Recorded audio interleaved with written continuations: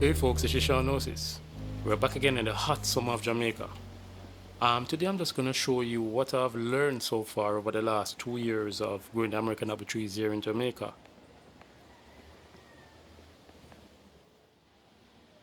This is my first nursery, and 90% of the trees that were grown for over 2 years were regrafted onto, and these are the results.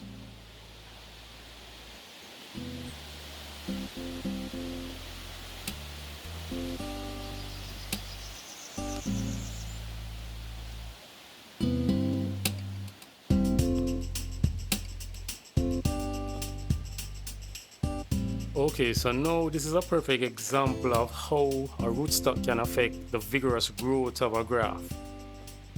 These two Fuji grafts were done the same time, but if you observe closely, one is more taller and growing more vigorously than the other.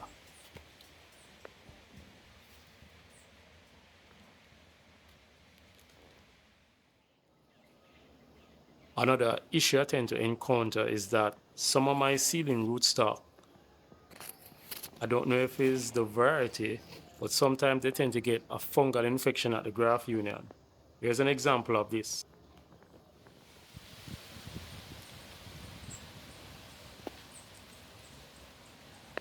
On first glance, but not always the case, I tend to notice that the leaves tend to decay when they're infected by the fungus at the graft union.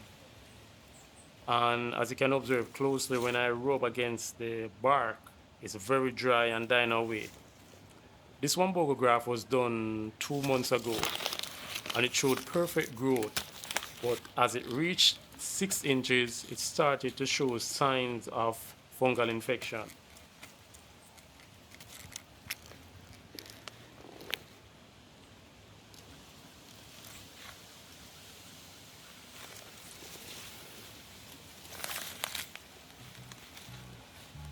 You win some and you lose some. This Akane graft was guaranteed because it was grafted onto an established mature tree from one of my prized collection in my backyard orchard.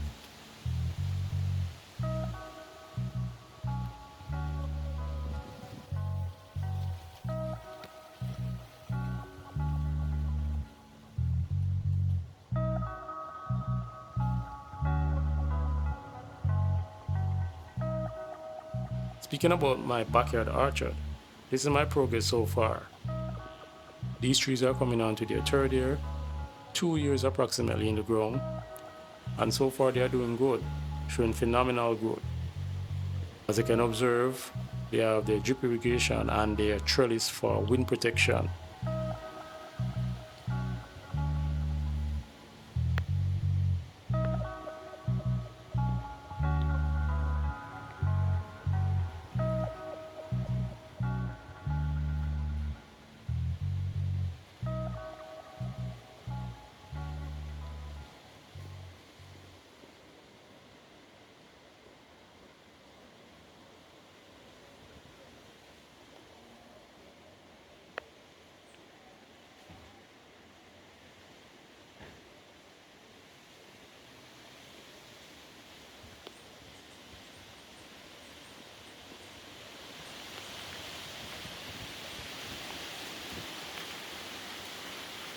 This is one of my many multi-graft apple trees. This one is Sparta, done with a chip bud method. And the other one was Pink Lady, done with a cleft graft method. Both seem to be doing very well and very excellent in the warm climate.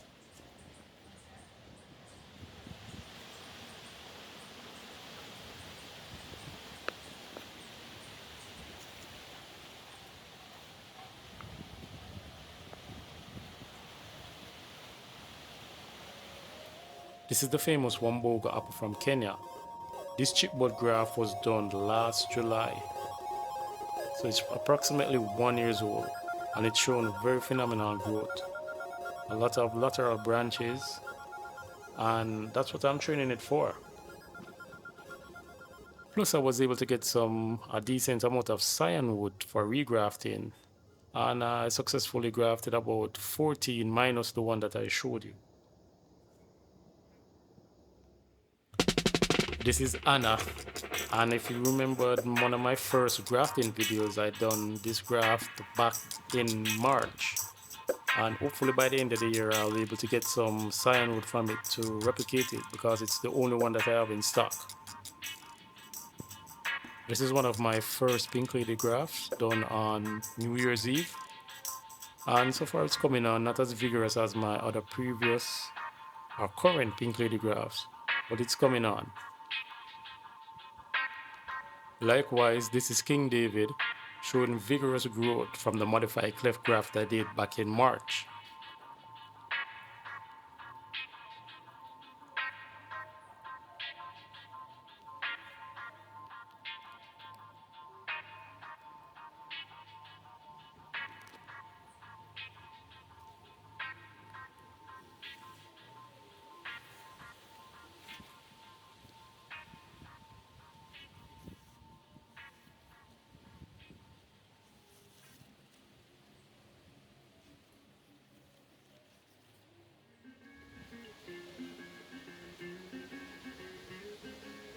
This is another Multi-Graft apple tree. This one is Golden Dorset, and this one is William's Pride. William's Pride seems to be taking up a lot of energy from the other grafts in my observation. As you can observe, it's more vigorous compared to the other branches. This might be due to the fact that it was done as a cleft graft, while the other varieties were done as a chipboard graft. With the cleft graft, there's a lot of energy stored in the cyanwood compared to the chipboard graft where it's just the buds. But that's just my guess.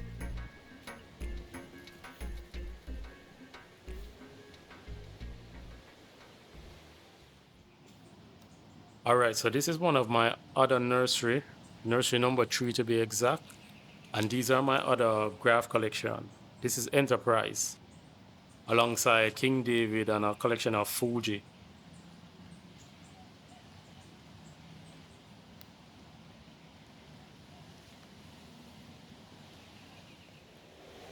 In my opinion, this is one of my most perfect grafts done. As a matter of fact, this was done on the video called Apple Trees Blooming in Jamaica. And this is a pink lady.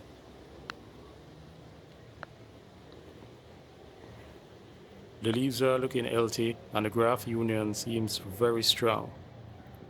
Plus, it's showing very vigorous growth, just in a small amount of time.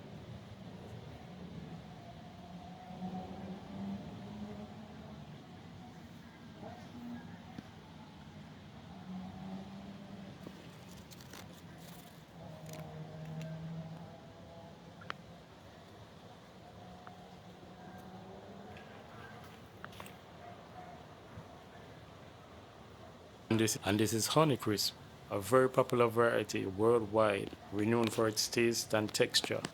Further down in the video, I'm going to transplant one of them in my orchard. And if you made it this far in the video, please remember to hit that like, share, and subscribe button. Thanks.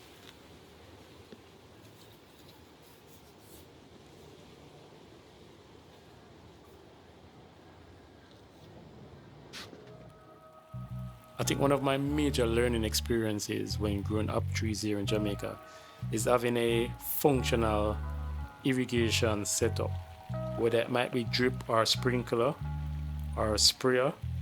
Having an essential irrigation system is one of the key to successes when growing apple trees, especially in warm climates. As you can observe, the place is very hot, very sunny, very humid, very windy, so moisture is easily evaporated. So it's very essential that the trees get adequate supply of water. Even though the water is pipe water, it can actually keep them until the rainy seasons come about.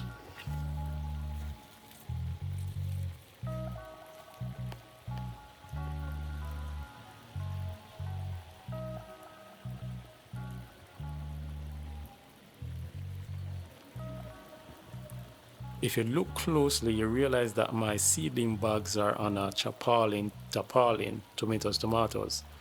And what I discovered is that when I place my seedling bags on the dirt, they tend to get rooted in the ground. from the seedling bag, and this sometimes poses a challenge of actually moving them because the seedling bags are actually rooted in the ground, and when you're moving them they tend to get damaged. Damaged roots can lead to root rot and also transplant shock.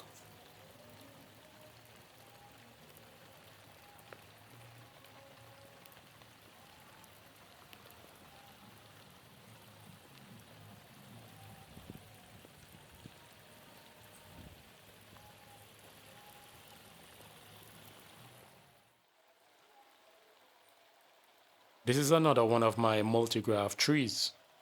This one tree has over 5 varieties: Gold Rush, Fuji, Liberty, and Enterprise, and Hawaii. Multi-graft trees are the future. This is because you use one rootstock to graft multiple varieties, especially when you're limited on space, which is typical for a backyard orchard.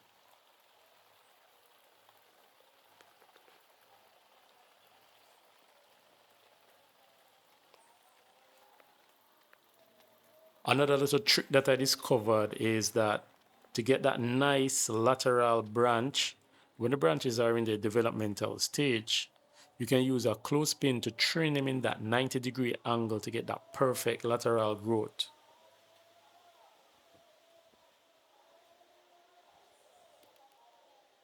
This is winter banana. This is one of my first grafts done on New Year's Day. So far so good. I'm trying to promote more lateral branches, so I'll let it grow a little bit and then prune it back and then force it to push out those branches and then use the previous techniques mentioned with the clothespin. Again, another multi-graft tree, this time with over 6 varieties. This one is special due to the fact that each graft was done using the chip budding method. Compared to the other 2 or 3 that were shown, they had a combination of both chip bud and cleft graft. But this one was just purely chip bud method.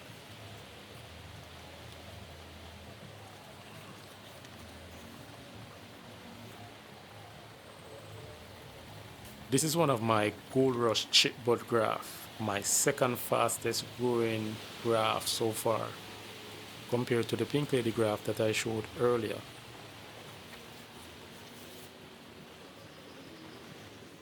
One thing I started to do at the beginning stage of growing the apple seedlings is applying the mycorrhizal fungi. This has reduced my root rot tremendously and has increased my yields about to between 70 to 75%. In my humble opinion, the minimum amount of apple seedlings you should be growing in the tropical climate is 50. The reason why I say 50, that's 50 chances. Instead of trying to grow 1, 2, or 3, or 4, try 50. That's my technique. And you can easily grow them by using seedling trays. The reason why I use seedling trays is because it's very compact and it uses less soil. Speaking of soil, it's time to go and get some of that famous Rio Kobe River sand.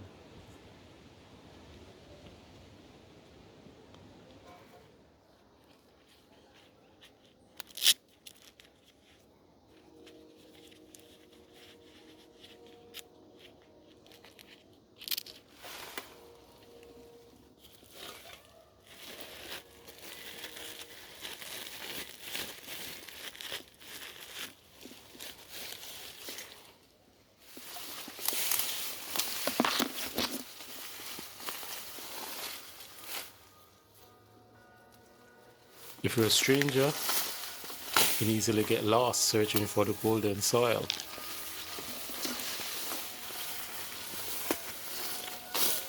X marks the spot.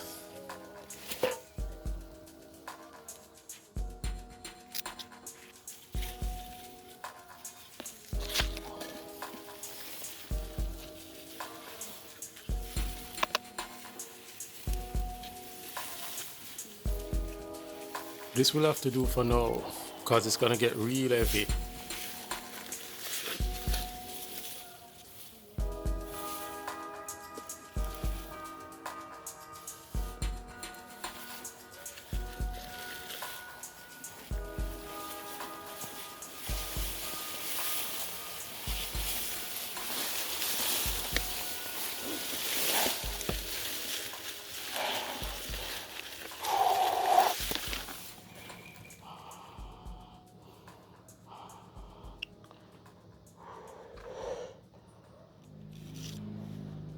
Okay, so now I'm just gonna do a little quick transplant of this Honeycrisp.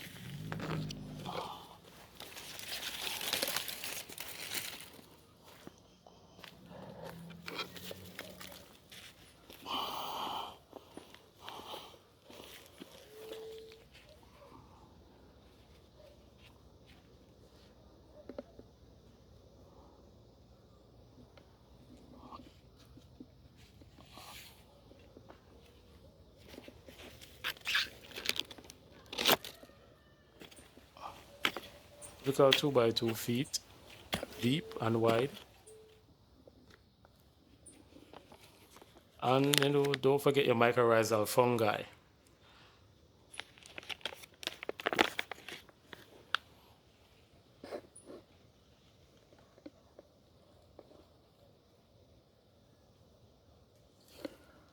So the soil that we got from down the river, I'm going to use it as an amendment to the soil during my transplant.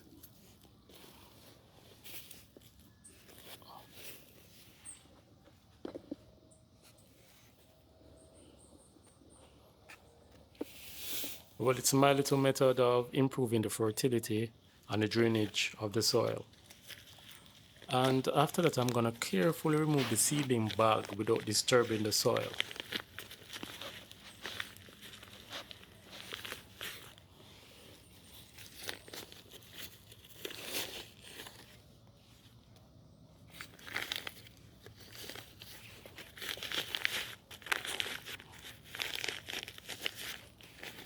And also apply a little bit of mycorrhizal fungi to the roots.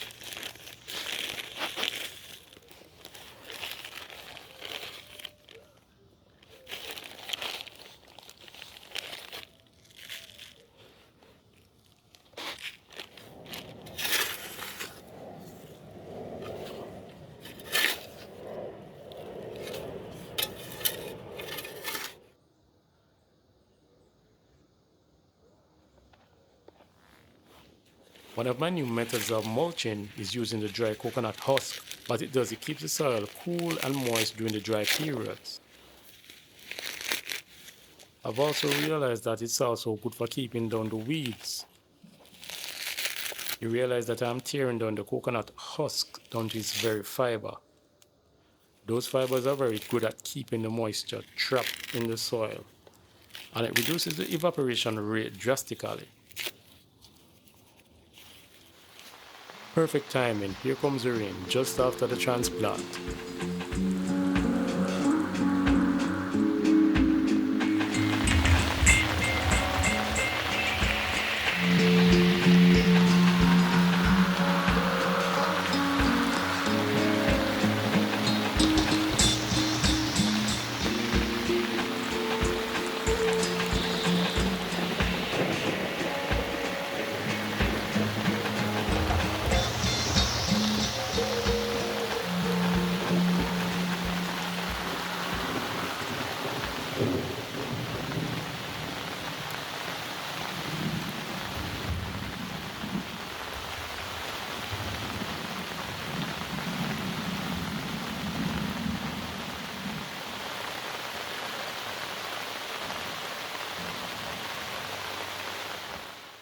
Another major lesson learned is that when you see this moth, typically they lay their eggs on the plants, and these eggs typically turn into caterpillars that destroy the new growth during the rainy season. So always be on the lookout for insects like these, because they can do great damage to your crop.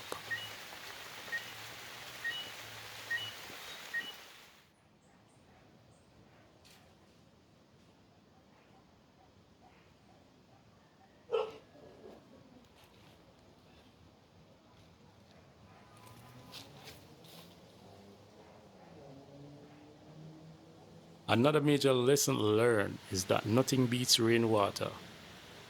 Despite having the drip irrigation, the rainwater seems to provide a more super growth due to its rich source of nitrogen. As you can observe, the trees are very green and very vigorous on these young plants. I know hopefully you guys made it this far in the video and it can provide a grounded guidance on the methods I use to grow the American apple trees here in Jamaica. So stay tuned for more content.